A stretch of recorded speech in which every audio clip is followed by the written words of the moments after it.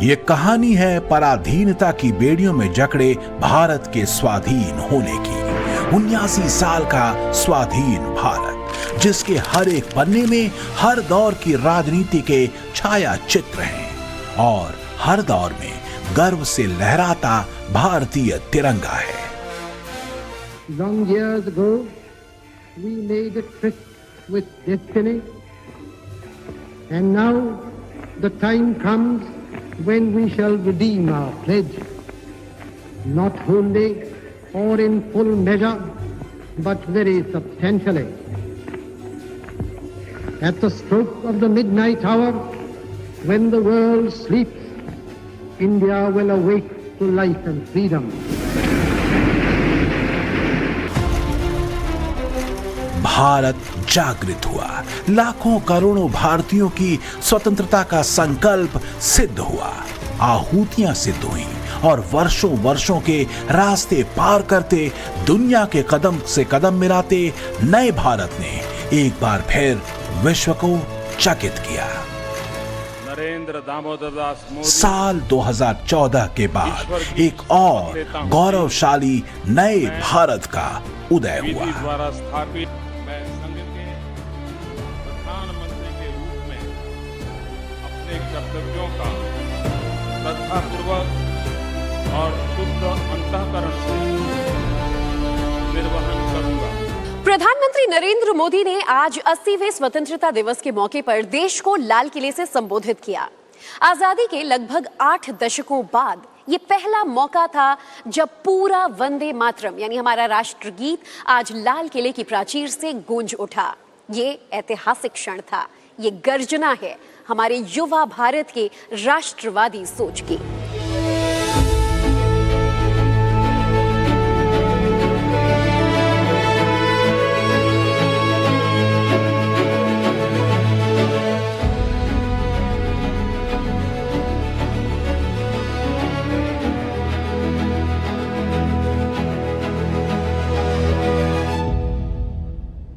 आज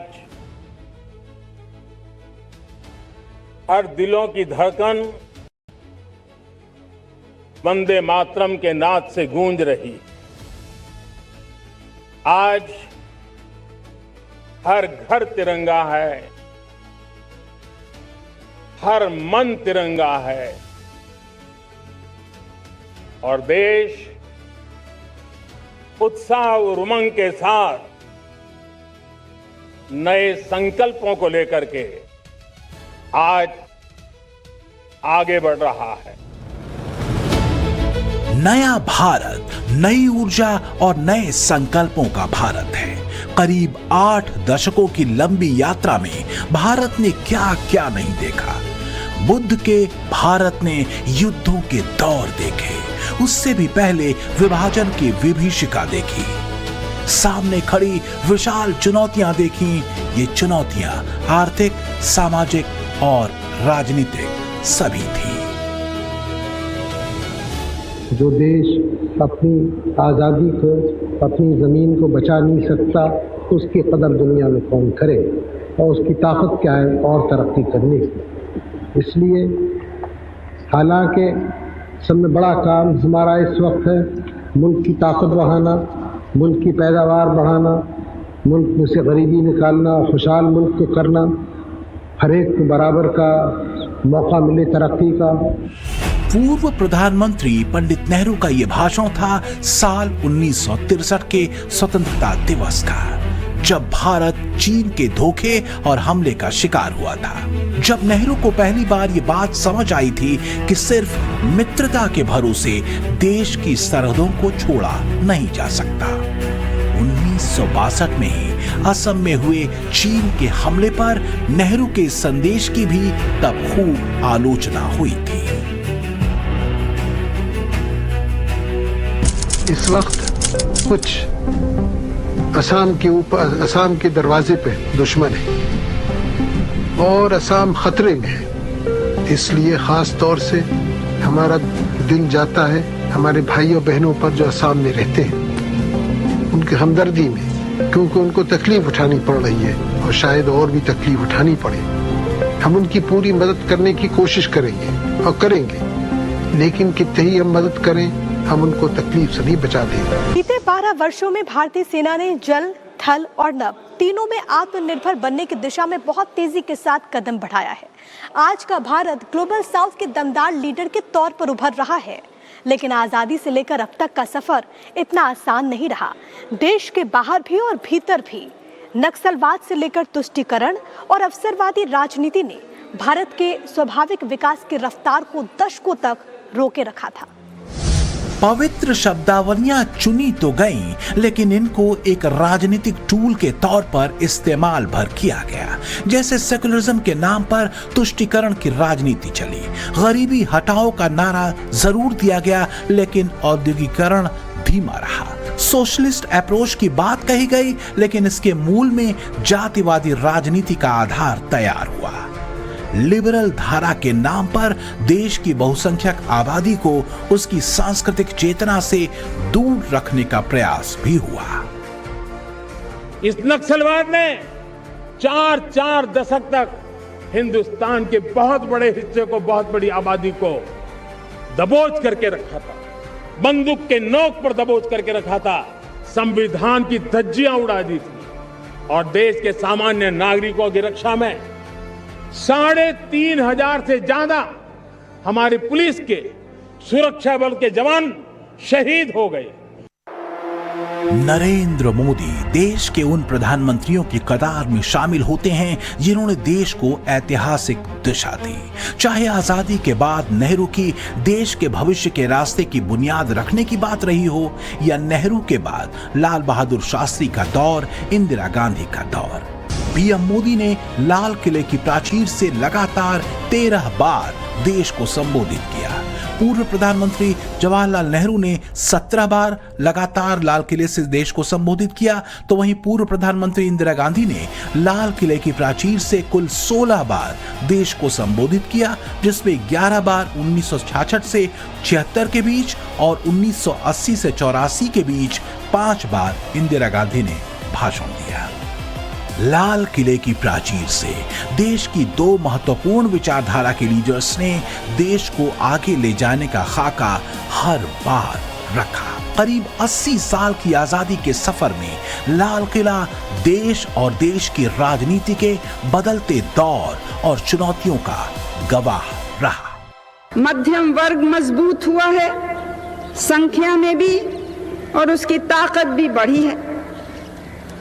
आज कुछ बेरोजगारी है, लेकिन बहुत से लोगों को रोजगारी के, नौकरी के, आगे बढ़ने के अच्छे मौके मिले हैं और मिल रहे हैं। और जितना काम आगे बढ़ेगा, जितना विकास बढ़ेगा, उतने ही वो मौके आगे बढ़ेंगे।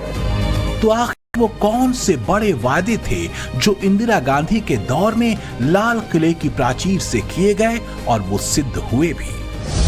1965 के बाद भारत पाक युद्ध के बाद के आर्थिक दबाव, भीषण सूखे से निपटने और बुनियादी ढांचे के निर्माण पर बल की बात इंदिरा गांधी ने लाल किले से कही थी, और ये संकल्प सिद्ध हुआ भी। सरकार के प्रोत्साहन से देश में हरित क्रांति सफल रही। 1970 के दशक के आते आते भारत खाद्यान्न के मामले में पूरी तरह आत्मनिर्भर हो गया और भारत ने अनाज आयात करना बंद कर दिया।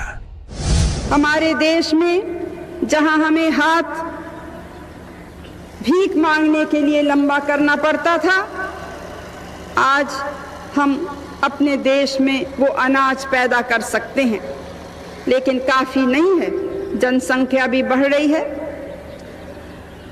जमीन की भी ज्यादा जरूरत है, अनाज की भी, शिक्षा की भी, स्वास्थ्य के प्रबंध की, और बहुत सी चीजें जिनको पहले हम सोच भी नहीं सकते थे।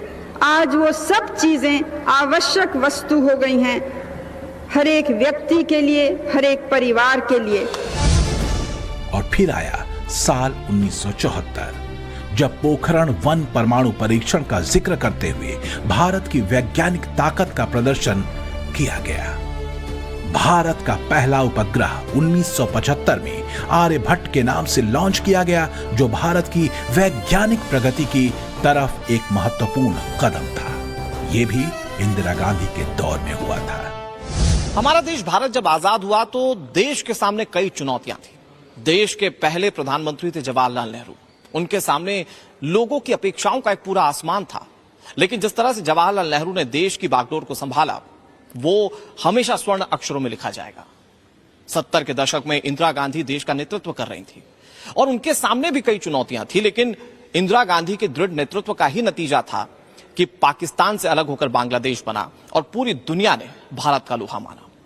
अब से ठीक 12 साल पहले प्रधानमंत्री नरेंद्र मोदी देश के प्रधानमंत्री बने और जिस तरह से भारत ने पिछले इन 12 सालों में काम किया है, पूरी दुनिया आज भारत को जानती है और दुनिया के ज्यादातर मुल्क और ज्यादातर लोग ये मानने लगे कि 21वीं सदी भारत की सदी है। 21वीं सदी के भारत के सामने चुनौतियां अलग हैं। लेफ्ट विंग के उग्रवाद से देश मुक्त हो चुका है, लेकिन मुद्दा नक्सल सोच का है, जिसकी निष्ठा आजादी के पहले और बाद के भारत में भी बाहरी शक्तियों के प्रति रही है। चाहे भारत चीन का युद्ध रहा हो या फिर आतंकवाद के खिलाफ भारतीय सेना की मुहिम, कथित लिबरल गैंग और इसका पूरा इकोसिस्टम हर दौर में एक्टिव था। आज भी बड़ी चुनौती और बड़ा खतरा इसी जहरीले नक्सल माइंडसेट से है। हथियारी नक्सल तो गए, लेकिन दिमागी नक्सल, ये दिमागी नक्सल मौके की तलाश में है। हिंसा अराजकता के वो रास्ते खोज रहे हैं, समाज को गलत राह पर घसीटने के लिए भांति भांति के दांव कर रहे हैं। इन दिमागी नक्सलियों को पहचानना होगा, इन दिमागी नक्सलियों को आइसोलेट करना होगा। 2014 से पहले और आज के नए भारत की उजली तस्वीर कईयों को खटकती है। सेना से लेकर स्पेस तक में भारत की अद्वितीय क्षमताएं दुनिया देख रही है। विदेशी फंड और विदेशी साजिशों दोनों के टारगेट पर देश की प्रगति और 2047 के विकसित भारत का सपना है। तो इसकी वजह भी है, क्योंकि आज का भारत विश्व की तेज रफ्तार अर्थव्यवस्था है। आज का भारत पिछलग्गू नहीं है, बल्कि अपनी शर्तों पर चलने वाला है। ग्लोबल साउथ की मजबूत आवाज बन चुका है। भारत वैश्विक मंच पर बहुध्रुवीय वर्ल्ड ऑर्डर का पक्षधर है। आज रक्षा क्षेत्र में भारत और मजबूत हुआ है, आत्मनिर्भर बनने की राह पर है। और सबसे अहम ये कि नया भारत अपनी सुरक्षा के लिए खुद फैसले लेता है, किसी भी हद तक जाने को तैयार होता है। 12 वर्षों में ग्लोबल मंच पर भारत सैन्य और आर्थिक नजरिए से एक शक्तिशाली राष्ट्र के रूप में उदित हुआ है। भारत की वैज्ञानिक क्षमताएं और उपलब्धियां अद्वितीय हैं। नव भारत का यही उदय दुनिया पर राज करने का सपना देखने वालों को चुभता है, जिनके टारगेट पर भारत की राजनीतिक स्थिरता है। इसलिए जरूरी है घात में बैठे माओ के चेलों से लेकर भारत के दुश्मनों के हर खेल को काउंटर करना, क्योंकि संकल्प है सिर्फ और सिर्फ 2047 के विकसित भारत का। ब्यूरो रिपोर्ट, टाइम्स नाउ, नव भारत।